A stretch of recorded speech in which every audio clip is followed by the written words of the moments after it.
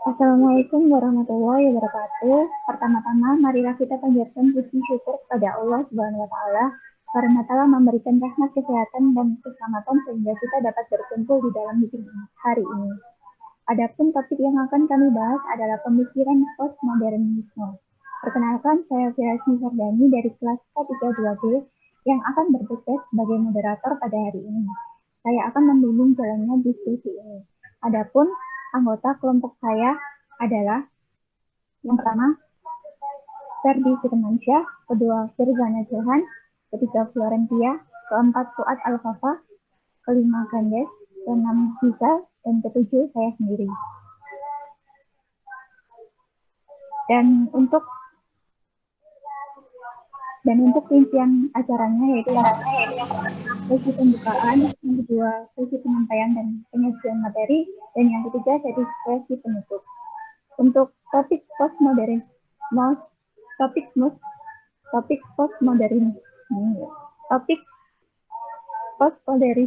yang kelompok saya angkat yaitu yang pertama definisi, 2 tokoh, 3 ciri pemikiran, 4 teori sosial, 5 kelebihan dan kekurangan, 6 relevasi bagi kehidupan masa kini.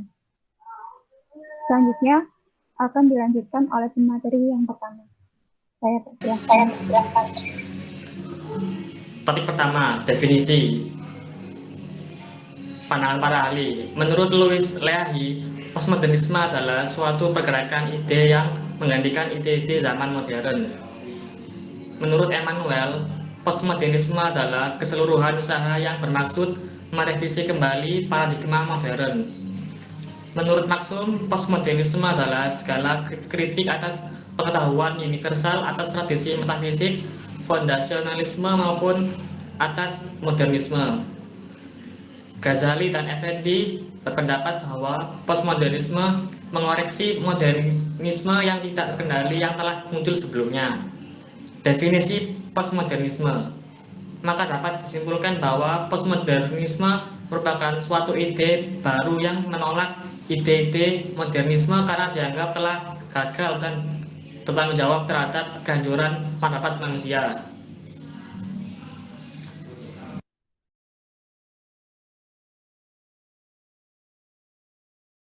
Ya, selanjutnya ada 3 tokoh postmodern yang menyampaikan tentang postmodernisme. Yang pertama yaitu Jean-Francois Lyotard, seorang tokoh filsuf postmodernisme yang paling terkenal dan paling penting musuh postmodernisme.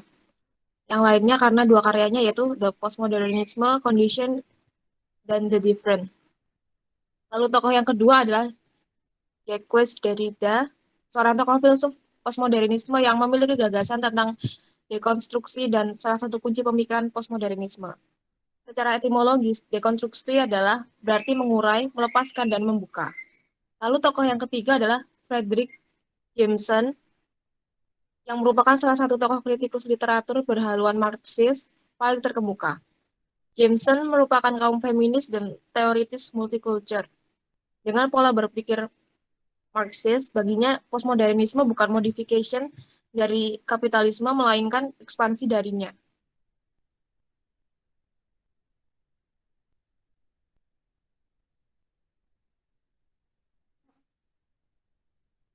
Hah?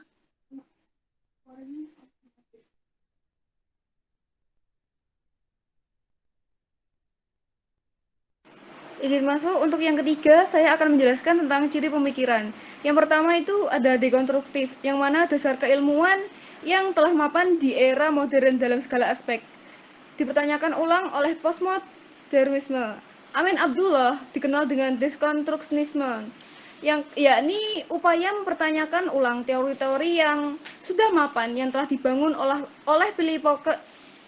pola pikir modernisme untuk kemudian dicari dan disusun teori yang lebih relevan dalam memahami kenyataan masyarakat, realitas keberagaman, dan realitas lain yang berkembang saat ini. Untuk yang kedua, relativisme.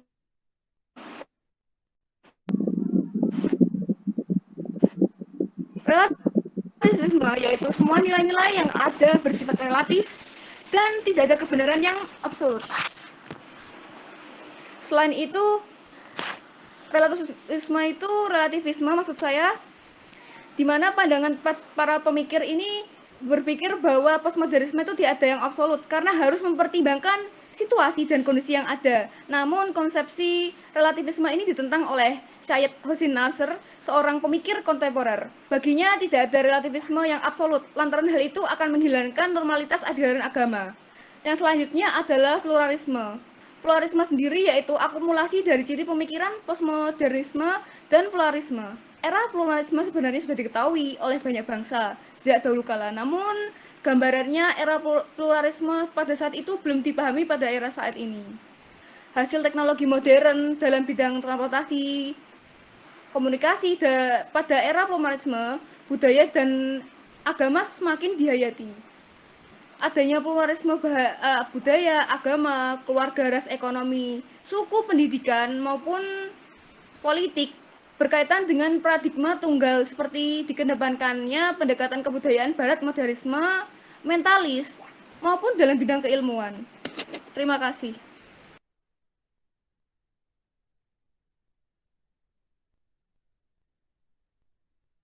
Baik, untuk materi selanjutnya ada tentang teori sosial.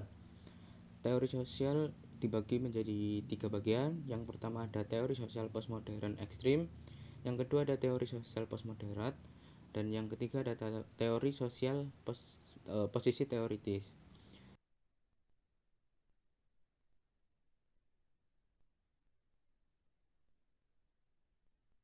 Teori sosial postmodern ekstrim yaitu masyarakat modern yang digantikan oleh masyarakat postmodern. Masyarakat postmodern memiliki ciri-ciri yang sulit untuk melihat hal-hal yang real atau nyata. Lalu yang kedua ada teori sosial postmodern moderat, yaitu keputusan antara modernisme dengan postmodernisme. Dan masyarakat postmodernisme ini memiliki empat prinsip atau 4 unsur.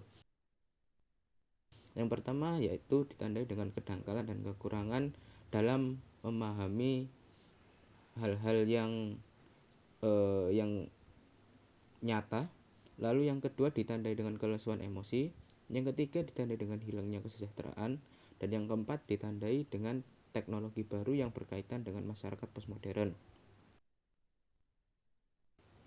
Lalu ada yang terakhir, teori sosial posisi teoritis, yaitu perbedaan pandangan antara modernisme dan juga postmodernisme yang dijadikan bukan sebagai perdebatan, namun dijadikan untuk saling melengkapi kekurangan dari modernisme. Dengan menempatkan postmodernisme secara berkesinambungan, tujuannya untuk menunjukkan keterbatasan dari modernisme tersebut.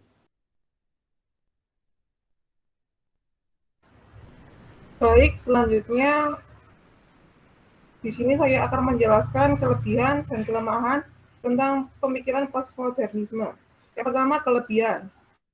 1. Peka terhadap wacana besar positif. 2. Prinsip etika positif. 3. Menjunjung tinggi martabat manusia. 4. Keterbukaan untuk kebinekaan. 5. Toleransi. Dan yang terakhir keenam, domain agama. Selanjutnya adalah kelemahan pemikiran postmodernisme. Yang pertama terhadap kenyataan yang di dalamnya mengandung banyak kebusukan. Kedua, tidak membedakan antara ideologi dan prinsip universal etika terbuka.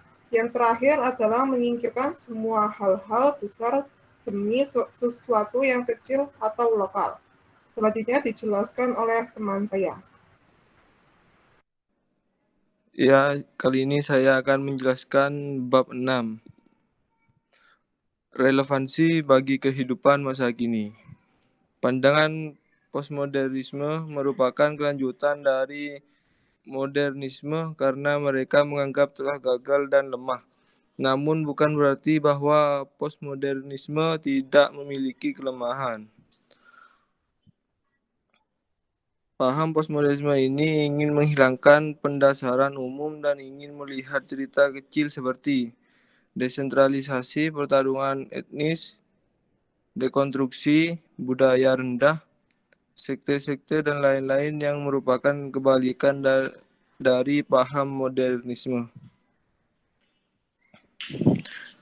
Jika kita melihat proses peradilan hukum di Indonesia yang seringkali orang kecil menjadi korban hanya karena buta hukum, sedangkan hukum itu ditafsirkan sesuai dengan keinginan pihak tertentu yang mempunyai suatu power.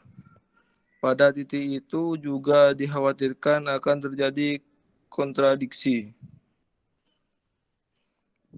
Paham postmodernisme tetap dapat dikembangkan dan dapat dipercaya asal ia tidak dimutlakkan prinsip dia sendiri dengan menghilangkan prinsip orang lain. Selain itu, sikap saling menghargai manusia sebagai individu-individu dengan segala kelemahan dan kelebihan adalah suatu nilai lebih yang membedakan diri kita dengan yang lain. Selanjutnya, kesimpulan akan dijelaskan oleh teman saya.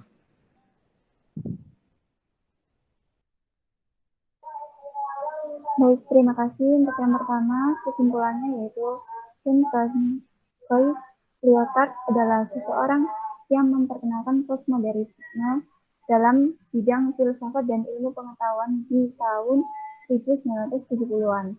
Dalam bukunya yang berjudul The Postmodern Condition of Report on Knowledge. Kesimpulan yang kedua adalah tokoh-tokoh postmodernisme antara lain Jean-François Lyotard, Jacques Derrida, dan yang ketiga adalah Frederick Jameson. Ciri-ciri pemikiran postmodernisme antara lain Postmodernisme antara lain ada dekonstruktivisme maksud saya, terus ada relativisme dan pluralisme.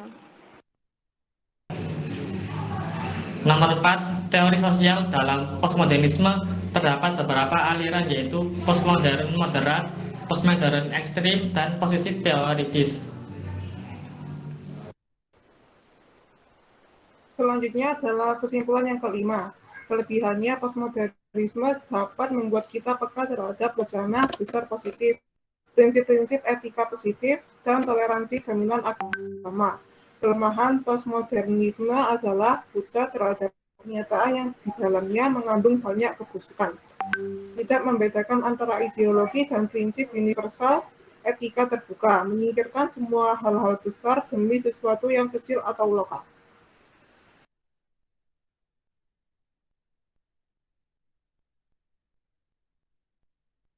Lalu kesimpulan yang keenam, relevansi postmodernisme saat ini karena terjadi karena mereka bersikap saling menghargai manusia sebagai individu-individu dengan beragam kelebihan dan kelemahan. Perbedaan bukan dipermasalahkan, tetapi dijadikan sesuatu kelebihan dan ciri khas terhadap satu individu yang dimiliki. Baik, demikian tadi presentasi kelompok kami mengenai pemikiran postmodernisme. Saya sebagai moderator dan mewakili dari teman-teman kelompok saya. Mohon maaf atas kekurangannya dan terima kasih untuk perhatiannya. Wassalamualaikum warahmatullahi wabarakatuh.